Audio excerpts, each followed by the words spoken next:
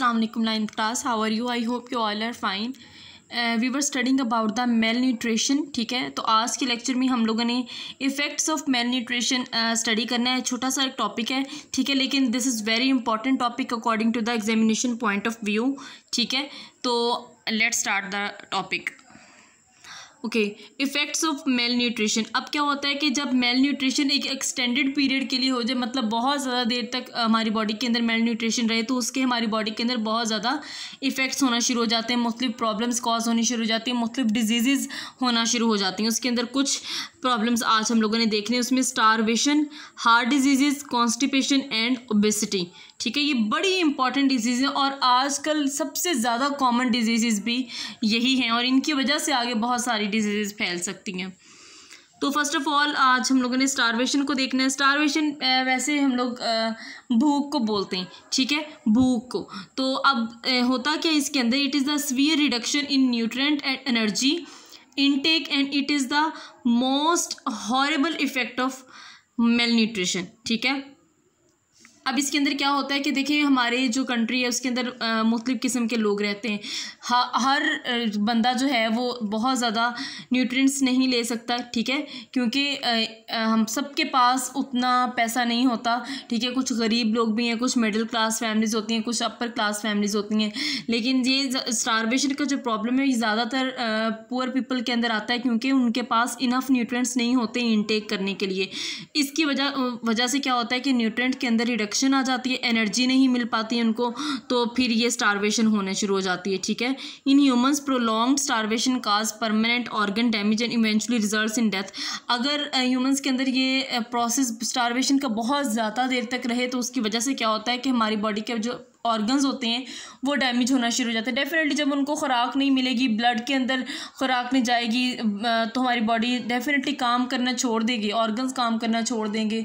तो उससे क्या होगा कि हमारी जो बॉडी है उसके ऑर्गन्स डैमेज होना शुरू हो जाएंगे और इवेंचुअली अल्टीमेटली डेथ भी हो सकती है. इतना ये जो है डेंजरस डिजीज़ है. ठीक है, स्टारवेशन.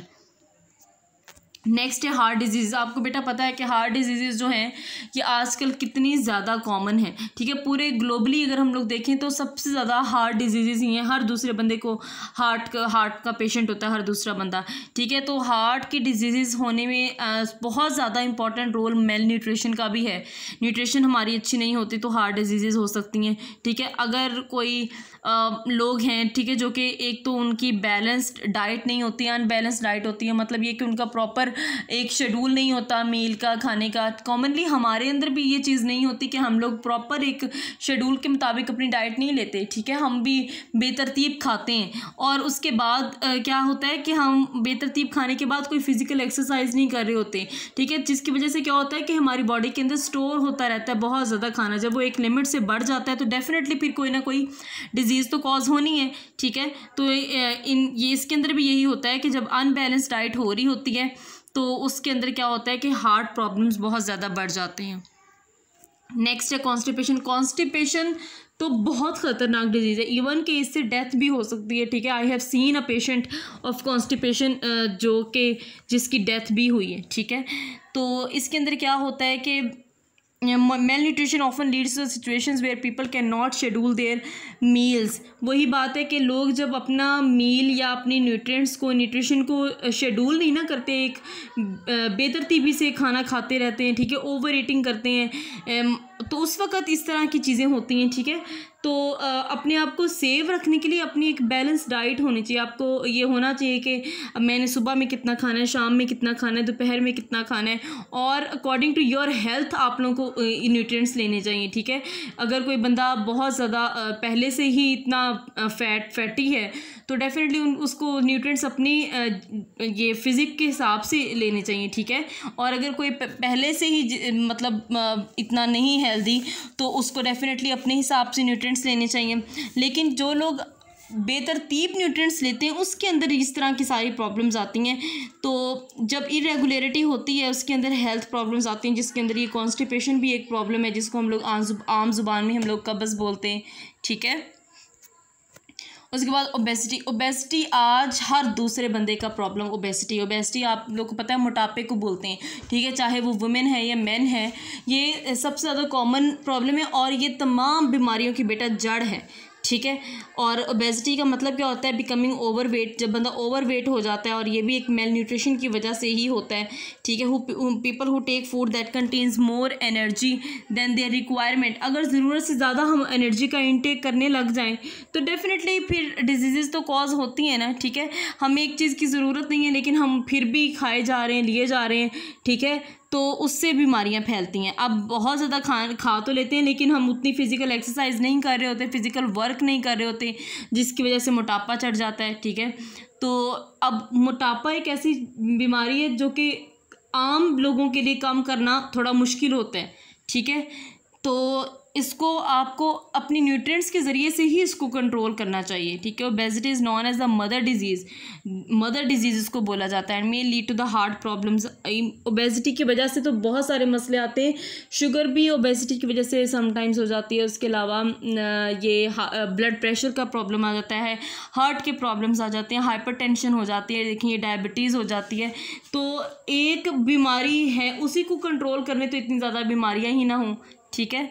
तो आप लोग भी बेटा अपना बहुत ज़्यादा ख्याल किया करें, अपनी डाइट को बहुत प्रॉपर लिया करें। High intake of carbohydrates and fats leads to obesity, diabetes and cardiovascular problems.